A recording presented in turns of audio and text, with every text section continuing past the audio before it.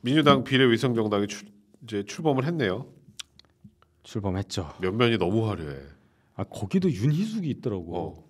그러니까 뭐 이게 헷갈리게. 그 진보당 쪽이잖아 거기. 아니, 제가 맨날 네이버에 윤희까지 치거든요. 그럼 순서 나오잖아요. 그렇지. 옛날에는 윤희숙, 윤희근 경찰청장. 윤희근 검찰. 윤희애게라는 영화가 있더라고.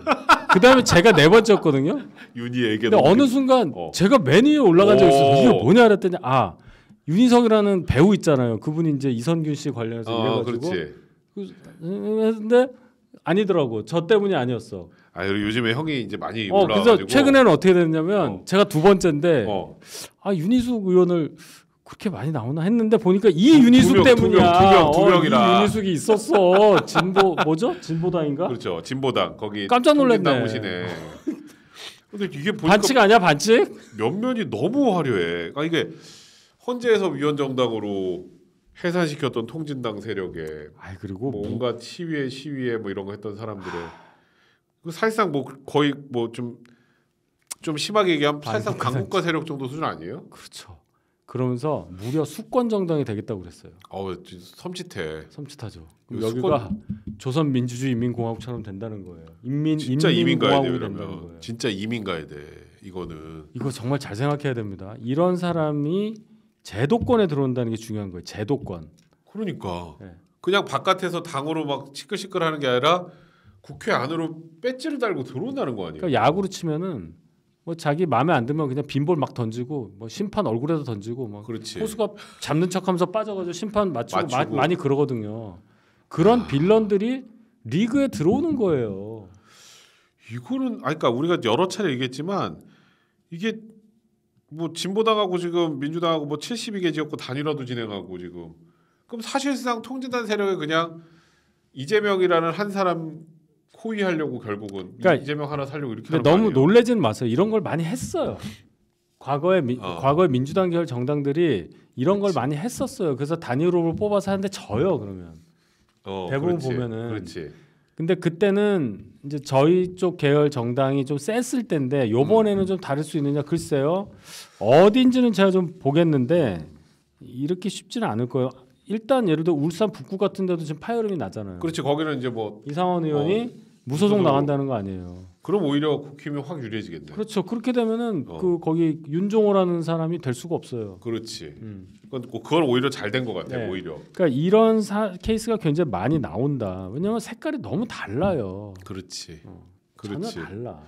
그래서 이거는 진짜 여러분들도 이거는 정말 이게 그냥 뭐 국민의힘이 싫은데 나는 저쪽 찍을란다 정도 수준이 아닌 거예요. 그렇죠. 이걸 좀 정확하게 좀 알고 계셔야 될 것 같다는 생각이 들고 3세대는 3세대란다. 3지대. 제3지대는 몸풀기부터. 오렌지? 소나무당. 그거 손혜원? 와, 나 손혜원. 송트남과 손혜원. 그 디자인도 했더라고요. 그 손혜원이 들어왔더라고. 여기서 뭔가 손혜원 느낌이 났어. 소나무당에서. 그 로고 보셨어요? 몰라요, 로고. 옛날에 소울이라는 담배가 있었어요. 그렇지. 그거랑 똑같이 생겼어요. 소나무 디자인이. 그러니까 지금 나는 이게 소나무당이 뭐야? 지금 당수는 지금 저기 구치소 안에 계시는데. 그렇지. 그것도 법원에 가서 자기 풀어달라고. 너무 웃기는 게 나는 이제 이분이 분명 변호사를 하셨었는데 트나미 형님이 하긴 했어요? 했었죠. 근데 좀 오래됐지. 근데 계속 정치를 했으니까. 근데 이 송영길 아저씨가 지금 재판을 받으면서 보석 신청을 했어. 받아주는 거예요? 난 그걸 안 몰라. 받아주지. 받아줄 일이 없는데 보석 신청을 한 이유가 저 창당에서 나가서 해야 되니까 좀 봐달라. 아니 이게 무슨? 나는 이 보석 보통 신청할 때 뭐 예를 들어서 뭐 나 증거인멸 우려도 없고 뭐 도주 우려도 없고 그리고 뭐 죄를 인정하고 뭐 피해자랑도 합의도 하고 이제 그러니까 좀 바뀌었으니까 좀 일단은 불구속 상태 재판하기 위해서가 아니라 저 이번 총선을 치러야 되니까 소나무당 당수입니다. 이건 검찰 독재 코미디예요. 이쯤 되면. 아니 뭐 비행기 타고 가다가 나 잠깐 낙하산 해가지고 나 좀 내려주면 안 돼? 뭐 이런 거야? 뭐 하자는 거야? 이거 어질어질해. 거기다 손혜원이라는 사람은 송영길이 당을 만든다니까 바깥에서 막 경계하는 목소리가 막 들린다는 거. 경계라는 게 아니라 다른 나라에 살고 계시는 것 같아. 다른 나라에 살고 계신가? 근데 어떻게 당이 만들어지네요. 이제 좀 무섭더라고. 무섭죠. 지금 우리 민주당 그 비례위성 정당에 나오는 통진당 세력에 소나무당, 난 진짜 당 이름도 참, 난 뭐 차라리 검찰 뭐였지 아까 그때? 정치 검찰 해체당. 차라리 그걸 하라. 차라리 그게 낫지. 소나무 무슨 소나무야? 모르겠어. 남산의 저 소나무는 아닌 것 그냥 같아요. 송시라 소나무 그 송이야? 그 송인가? 그건 아닐 테지만 한자가 다르겠지만. 그렇죠. 근데 그 약간 중의적으로 뭐 그럴 수도 소나무 있어. 같은 소나무당이 뭐야? 소나무가 감옥에 있는데 정말 창피합니다. 조국 혁신당인가? 조국 혁신당. 조국 혁신당. 근데 이거는 이게 더 웃겨 나는 이게. 이거 기사 좀 띄워주세요. 나는 이거 형 로고 있잖아. 똑같이 생겼잖아. 색깔만 다르고 가운데가 광주의 하늘이라고. 저거. 광주의 하늘색이라며. 이 조국 혁신당은 이거는 뭐라 그래야 될까? 여기는 반명은 또 아니잖아. 반명을 하면 안 되지. 그렇지. 양쪽 그러니까 친명과 반명을 연계해주는 그런 당이라고 스스로를 얘기를 해야 비례 투표에서 이재명 싫은데 더불어민주연합 싫은데 하는 사람들이 거기다 찍을 거 아니야. 그러니까 이게 되게 웃기는 게 뭐 림종석도 그렇고 뭐 서른도 그렇고 뭐 다 그렇고 저긴 또 못 가. 저긴 또 비명은 아니거든. 갈 수가 없지. 그러니까 저쪽은 굉장히 전략을 잘 쓴 거예요. 절대로 지역구 안 내보내고 그냥 비례만 탁탁 긁어놓을 생각을 하는 거예요. 왜냐하면 더불어민주연합이라는 민주당 위성 정당이 거의 절반은 민주당 DNA가 아닌 사람들을 채워줄 거란 말이에요. 그렇지. 그러면 민주당 지지층이 예를 들어서 뭐 한 35%다. 그렇지. 35%가 나와야 돼요. 거기에 안 간다니까. 그렇지. 한 제가 볼 때 20%밖에 안 갈 것 같아. 그럼 나머지 15%는 어디를 가겠어? 야, 투표를 안 하거나 일로 가죠. 날로 먹는 거야 그냥. 날로 그렇게? 먹는 거지. 그러니까 지금 보니까 그러니까 민주당을 뭐 지역구에선 찍어도 비례대표로는 이쪽 찍겠다는 사람이 꽤 많더라고. 저는 그렇게 봐요. 당연히 그렇지. 그 작전이지. 그러니까 난 저는 너무 안쓰러운 게 그걸 이낙연 저 대표 측이 전혀 못 먹고 못 조국이 먹지. 먹는다는 게 너무. 그러니까 난 지금 보면 지금 뭐 통진당 세력 그 진보당 그거 다 맨날 대통령 탄핵 맨날 이거 뻔하지 뭐 불보듯 뻔해요. 지금 민주당에서 공천 받은 사람들도 맨날 그 김용민부터 맨날 탄핵하는데 조국은 목표가 탄핵이야. 그렇지. 탄핵 조국 선생님. 탄핵을 위해서 나온 거예요. 그렇죠. 사적 복수를 위해서. 사적 복수를 위해서 공적 제도를 이용하는 거죠. 그러니까 이게 국회가 돌아가겠어요, 그래가지고 안 돌아가죠. 그러니까 이런 사람이 들어왔을 때가 게임이 안 된다고 제가 아까 말씀드렸잖아요. 그 뭐 이런 거예요. 막 2루 도루하는데 막 스파이크 막 들고 들어와. 아웃인데. 그렇지. 그런 식으로 해서 발목 잘라버리는 걸. 막 그렇게 되는 거예요. 막 뒹굴고 이제 그렇게 되는 거예요. 그럼 게임이 진행이 안 되니까 심판들 계속 회의만 해. 막 관중들 막 뭐라 그러고 중계 방송 끊어지고. 그러니까 이걸 매일 봐야 되는 거예요, 우리가. 그러니까 저는 딱 로고를 보면서 조국이라는 사람이 굉장히 영악하구나.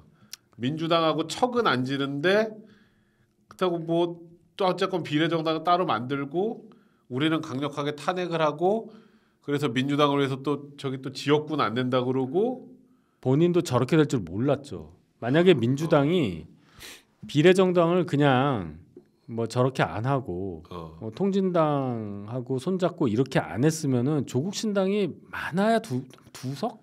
그렇지. 네, 근데 지금 그게 아니게 돼 버렸단 말이에요. 그러니까 민주당은 어떻게 되느냐? 자기 의석수를요 최소한 한 15석 이상을 일단 잃고 들어가는 거예요. 그렇지. 비례에서만. 그렇지. 근데 참 저 보면 계속 그러니까 이재명이 희한한 사람이라니까. 그러니까 순수 민주당 계열은 비례로는 5개밖에 안 될 거예요. 그리고 이제 통진당 쪽하고 그다음에 이제 그 데모하고 맨날 그런 사람들. 그다음 용해인 기본소득당 내에서 그렇지. 제가 얘기했잖아요.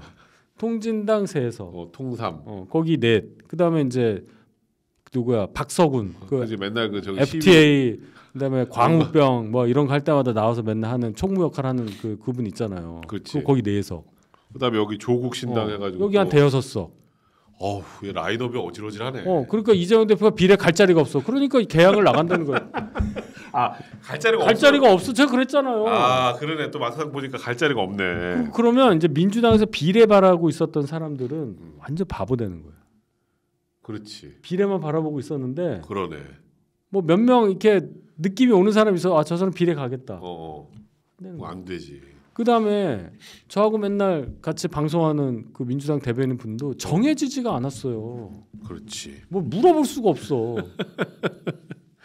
소나무당도 혹시 뭐 비례 한두 석 가져가는 여기는 이건 좀 안 했으면 좋겠다 정말. 저기는 3%가 안 나오기 때문에. 소나무당이 제가 보기에 손혜원이랑 해가지고 조국 신당에 좀 이게 합당 뭐 이런 걸 좀 약간 요청하지 않을까.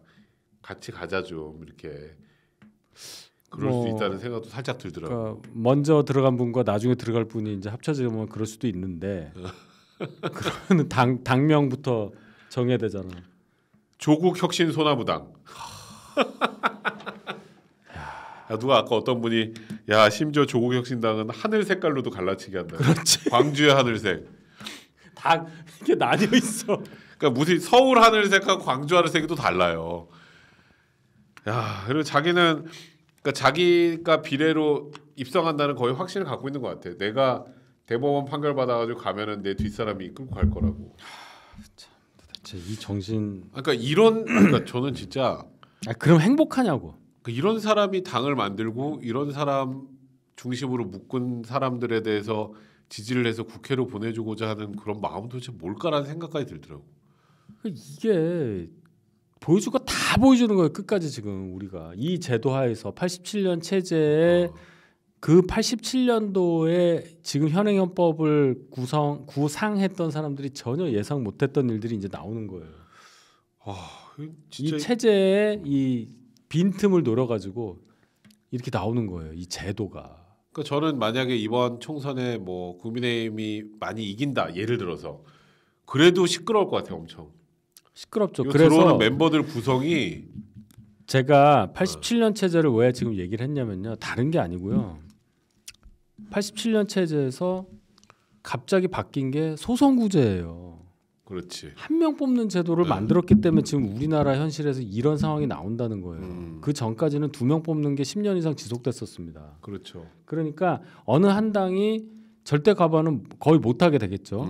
그렇지만 안정되잖아요. 이렇게 막 확 쏠리지도 않고. 그렇죠. 근데 지금은 소선구제니까 이렇게 되고 비례도 우리가 정당 투표제를 만들어서 그때는 국회의원 의석수대로 나눠주거나 그렇지. 아니면 국회의원 지역구 투표 총 합쳐서 의석을 나눠주거나 했는데 이제 정당 투표라는 건 그거는 뭐 제도의 발전이라고 볼 수는 있지만 이런 꼼수들이 나오게 된 상황이 돼버린 거예요. 정치 풍토 자체가 이러니까. 그러니까 진짜 보면 조국 혁신당에서 뭐 나오는 그런 이제 뭐 우리 총선 이기면 이렇게 하겠습니다. 해서 무슨 경제를 어떻게 뭐 안보로 이런 거 하나도 없어. 그렇죠. 탄핵밖에 없어. 그래서 이 상태에서는 내각제가 안 된다는 거예요. 만약에 이 상태, 이 의석 구조대로 상상만 했잖아. 정부 운영이 되고 총리가 하면 그러면 이재명이 총리예요. 이재명이 총리가 되면 이거 어떻게 되는 거야? 생각만 해도 어지러워. 우리는 이원집 정부제도 아니기 때문에 외교와 뭐 국방 다 총리가 하는 거예요. 그러면 사실상 인민공화국이 되겠죠.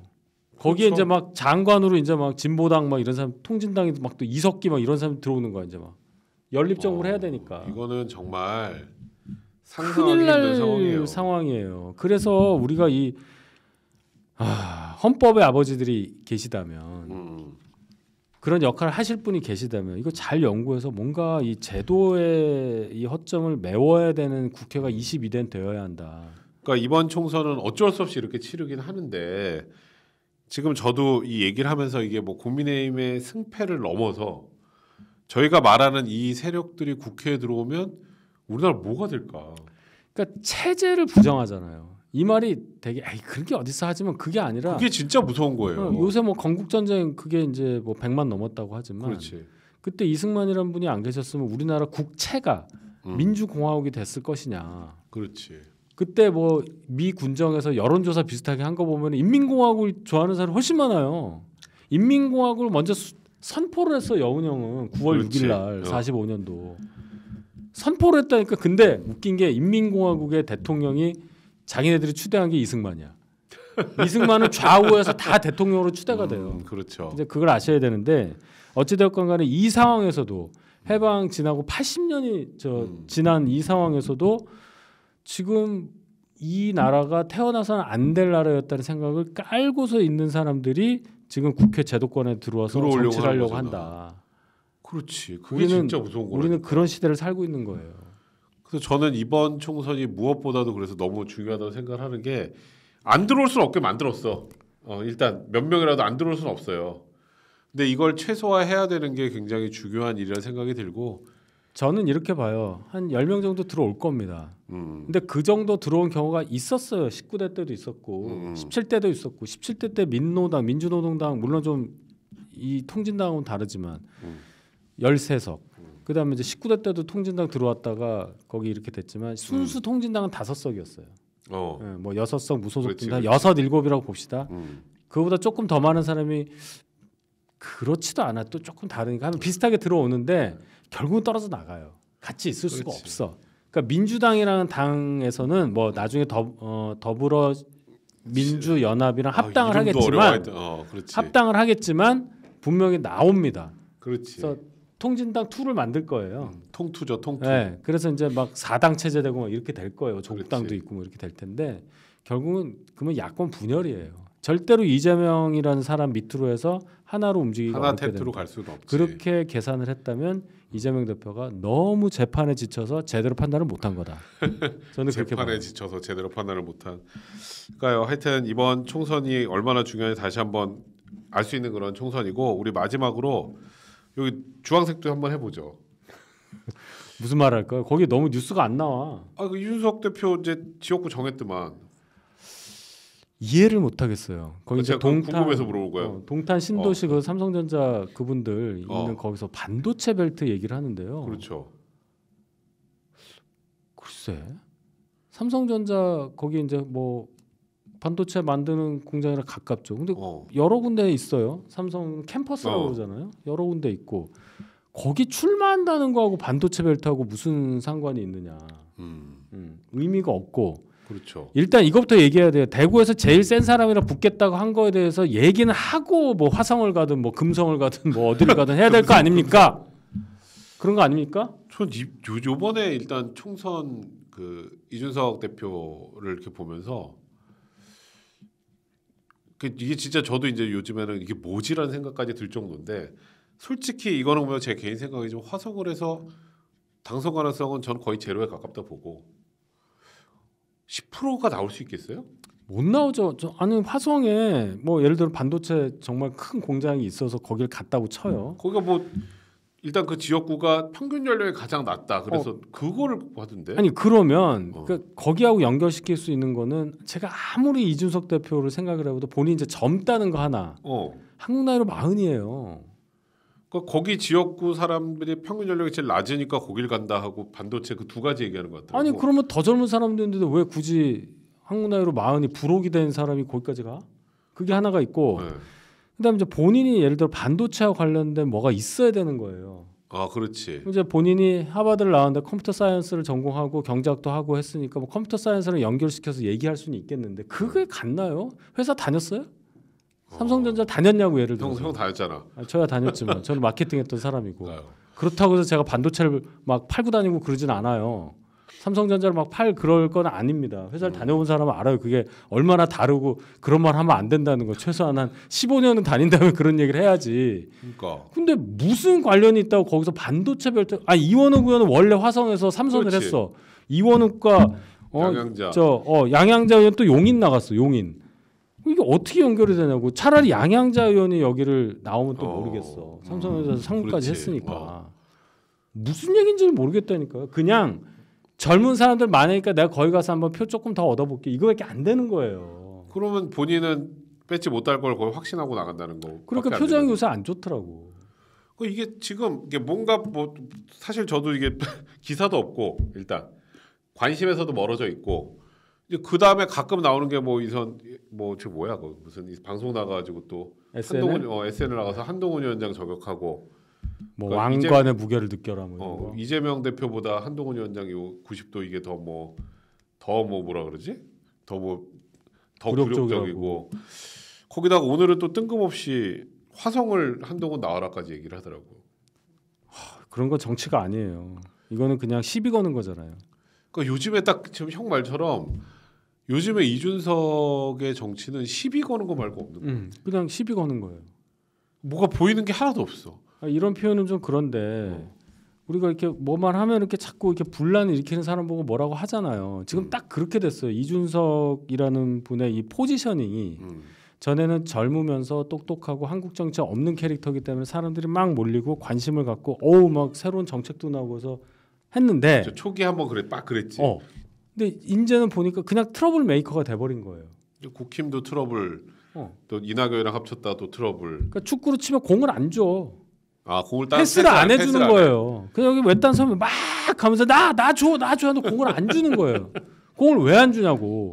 이유가 있잖아요. 공을 주면은 혼자 그냥 무리하게 돌파하다가 걸려 넘어지고 반칙 안 벌려준다고 막 이러고 계속 이러고 있는 거 아니야 지금.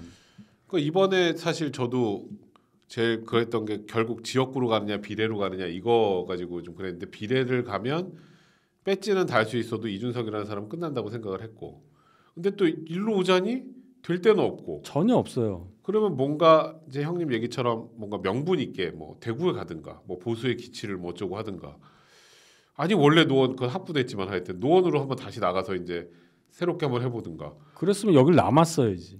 여기서 갑자기 난데없이 화성으로 가니까 그러니까 이건 진짜 저도 이게 해석이 안 되더라고. 해석을 할 수가 없게 만드는 게 작전일 수도 있어요. 그래서 저는 김종인 비대위원장이 그 당의 공관위원장으로 가신다고 해서 결국은 이준석 대표의 등원 국회의원을 만들기 위해서 가시는구나.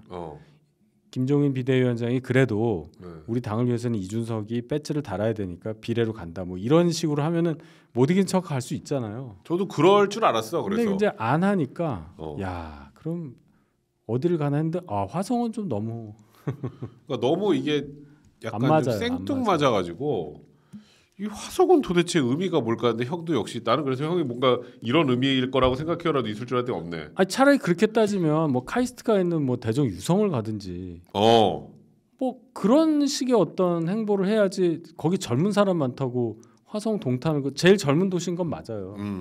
거기가 화성이 3개였다가 4개가 됐거든요. 그렇죠. 근데 아마 그 구역 나눈 대로 보면 지금 화성 을 간다는 건가요? 네. 거기가 아마 제일 그 젊은 분들이 핵심적으로 있는 동네만 또 따로 떼어놓은 것 같아. 그리고 뭐 초강자도 좀 없고 뭐 약간 이런 느낌인가 봐. 거기가 뭐 전용기 의원이 갈 수도 있고 비행기 말고 이름이 전용기 있어요. 민주당 비례. 괜찮네 여기 약간 그 확실히 역시 아재 개그 좋아요. 전용기. 아니 근데 내가 맨날 놀렸거든. 근데 전용기 의원이 나갈 수도 있고 민주당이 그러니까 거기 뭐 그렇게 한다고 볼 수는 있는데 명분이 없어요. 제가 이해를 못 하겠어. 그러니까 사실상 이제 뭐 국민의힘에서도 이준석 대표가 들어오겠다고 해도 안 받아줄 상황이 돼버린 것 같아 이제 완전히. 지금은 안 되죠. 지금은 이제 아예 안 되는 상황이 돼버린 것 같아요. 그런 느낌이. 김용남이면 어떻게 그러면? 그렇지. 천하용남. 그래서 김용남 의원은 완전 요즘에 한동훈 비대위원장 저격 국힘 공천 최악이다 이 얘기만 맨날 하더라고. 아니 뭐가 최악이야? 좀 뭔가 이렇게 뭐 어떻게 하면 최악인데 이 정도면은 진짜 선방하고 있는 거예요. 그렇죠. 지난 4년 전 생각해보자. 4년 전에 홍준표 시장 막 3번 옮겼잖아요. 그런 짓은 안 하잖아. 그렇지. 네. 하여튼 요번에 지금 이 제3지대 보면 저는 이제 제일 그한 게 조국에게 모두 의문의 일패. 그렇지. 이준석도 마찬가지, 이낙연도 마찬가지. 조국이 5년 만에 볕이 좀 드는 느낌. 그러니까 이게 너무 웃긴 거야. 2심 법정 구속 안 되는 순간 희망을 본 것 같아. 진짜 설마 했거든. 그때 좀 쎄했어. 조국의 사실 지금 이준석 대표보다 조국이 훨씬 위가 돼 버렸잖아요. 그렇지 바뀌었죠. 아니 여기는 배지 달어. 우리가 지난주에는 장해찬 후보가 경선 이기면서 이준석 어떻게 하냐 그 얘기를 했는데 지금 그게 아니라 이제는 완전히 지금 지지율은 이게 이렇게 됐다고 2% 3% 이렇게 나오는 것 같은데 더 떨어져요. 그럼 정말로 이렇게 되면은 정말 국가혁명 배상금당처럼 된다니까. 전국의 후보 다 내고 다 1% 나오고 0.9% 나오고. 그러니까 요즘은 뭐 일단 이낙연 대표 전부 다 지금 조국 거기에 지금 의문의 1패야 지금. 그 이제 금태섭 또 그다음에 뭐 유호정 분당 감나간다고 그랬잖아요. 그렇죠. 존재감이 하나도 없어. 그렇지. 합친 걸 후회할 것 같아. 금태섭 의원이 요새 뉴스 나온 건 제가 아까 한 얘기 금태섭 의원 얘기인데 친문이 원래 그랬어 이 얘기한 거라니까 친명이 지금 이러는 거 가지고 그러지 마. 친문이 원래 패권을 휘둘렀었어. 그걸로 뉴스 하나 나왔어요. 무려 종로에 출마하는데. 진짜 슬프다. 무려 종로 출마인데. 무려 종로 출마인데. 종로 출마하는 줄 모르는 분들이 태반이에요. 세상에 종로 출마인데 지금 종로에 대해서 아무도 관심이 없잖아요. 민주당은 노무현 대통령 사위 곽상원이 되고 곽상원하고 저희 당은 최재형 후보고 금태섭까지 나오면 정치 1번지 종로는 어찌 되는가. 하플 이거는 아무도 관심이 없어. 그럼 또 신정치 1번지 찾아야 되잖아. 그또 신 찾아야죠 신. 신정치 1번지가 너무 또 개항을이 돼버렸네. 아니면 뭐 중성동 갑이 돼버렸네. 그렇지. 윤희숙 전현희. 그건 이제 됐으니까. 그러니까 진짜 이번에 제3지대가 이렇게 완전히 무너진 저는 제일 큰 이유는 한동훈 위원장이라고 생각해요. 일단 그것도 일단 그렇게 1차적으로. 해석할 수 있죠. 1차적으로. 그러니까 한동훈 위원장이 못할 거를 전제로 해서 나간 거라고 생각하거든. 한동훈 비대위원장이 안 올 줄 알았죠. 비대위원장이 될 줄을 생각을 못했지. 근데 되고 나서도 연락 오네 마네 하고 뭐 전화를 꺼내네 마네 그랬잖아요. 그랬지만 이준석 대표가 하루에 1%씩 탈당가능서 높아집니다. 할 때 10월 말 11월 말 그때 강서구청장 지고 나서부터 그때는 아무도 생각 못했잖아요. 그렇지. 김기현 2기가 시작돼서 제가 김기현 비대위입니다 뭐 이랬잖아요. 그렇지. 10월 말에. 그때는 아무도 생각 못했던 거예요. 그러니까 이게 지금 이제 뭐 지금 이준석 지금 대표도 완전히 저는 개인적으로 거의 폭망했다고 봐요 이번에 개혁신당은. 저도 이제 뭐 제가 이렇게까지 얘기한다는 그것이 뭐 개인적 친소 관계 얘기 아니라 그렇죠. 그건 정치 평론하고 정치를 바라볼 때는 그냥 제가 생각한 이준석이라면 아마 이런 적으로 이렇게 돌파를 하려고 할까 이런 게 아예 없어. 이게 뭐지밖에 없어. 그러니까 이준석 대표와 이낙연 대표의 그 공통점은 탈당을 했을 때 동조자가 없었다는 거예요. 그렇지. 맞아. 그걸로만 생각하시면 돼요. 그러니까 결정타야. 전혀 안 맞는데 플러스 마이너스 극인데 둘이 합치니까 어떻게 돼? 스파크가 나. 다시 떨어져요.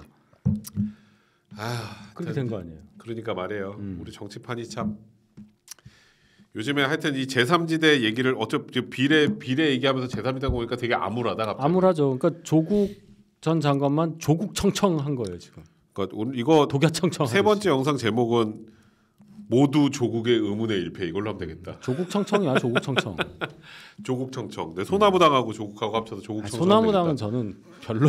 그거는 여기는 개콘이죠. 개콘당이지. 이해를 못. 당을 만들 수 있다는 게 아니 매일 108배를 하면서 석방을 막 기원한대요. 고려 거란 전쟁 가서 해야지. 고려 108배하고 그럴 거면은 거기서 이거 하잖아 이렇게 이거.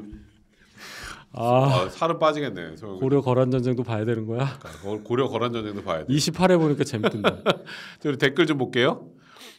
포엑스라지 이번에 또 바꾸셨습니다. 강동갑 윤희석. 윤석님 반드시 국회 입성하셔 민주주의 상식과 자유 대한민국 지켜주세요. 멸공하셨고요. 포엑스라지 그거 하나 제가 구해볼게요.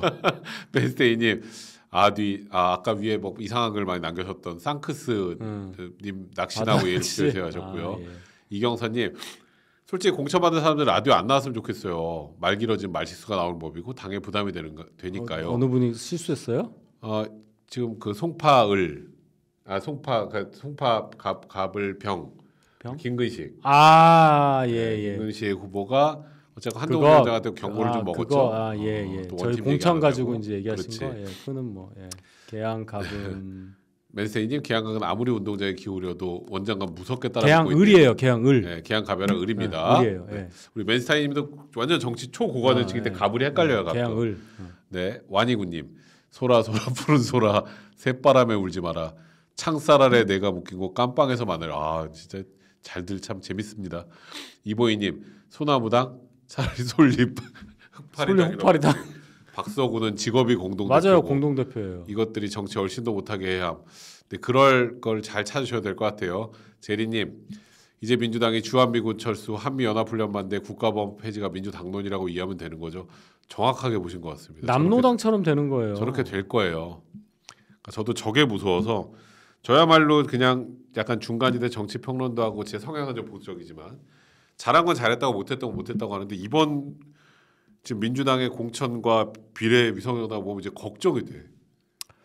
진짜 걱정됩니다. 그래서 한동훈 비대위원장이 그런 얘기를 하잖아요. 이런 세력을 막을 수 있는 유일한 정당이 국민의힘이다. 네, 국민들께서 이걸 좀 알아주셨으면 좋겠다. 네. 제가 여기서 웃으면서 유튜브를 하고 있지만 정말 등에서 땀이 나요. 그리고 제가 토론을 많이 해봤잖아요. 그렇죠. 민주당 분들도 알아요. 아는데 그게 무서워. 맹목적으로 저 논리를 옹호를 해요. 그렇지. 그 눈을 보면서 권력 앞에 한없이 작아지는 인간의 한계를 제가 본단 말입니다. 맞아요. 아, 그럼 이게 제도권에서 통진당스러운 DNA를 갖고 있는 사람이 배지를 달고 있는 상태에서 한 10명 정도가 단일 대우로 움직인다 하는 거는 엄청난 거예요. 그러니까 그게 교섭단체 안 되길 정말 바래요. 교섭단체 되면 큰일 납니다. 생각만 국회 운영에 들어가는 거예요. 국회 운영에. 맞아요. 국회 운영에 영향을 미친다니까 교섭단체가 되는 순간. 그래서 그게 무서워서 그런데 아직 거기까지는 아니라고 보지만 모릅니다 이거는. 그러니까 이거는 정말 정신 바짝 차리고 선거에 임해야 되는 그런 선거가 아닌가라는 생각이 듭니다. 자, 제리가디스님 개항을 해서 유동규 후보 열어줘서 5%서 TV 토론을 꼭 보고 싶어요. 시청률 50% 나올 것 같아요. 저도 저거 하면 진짜 나도 본다 나도 봐.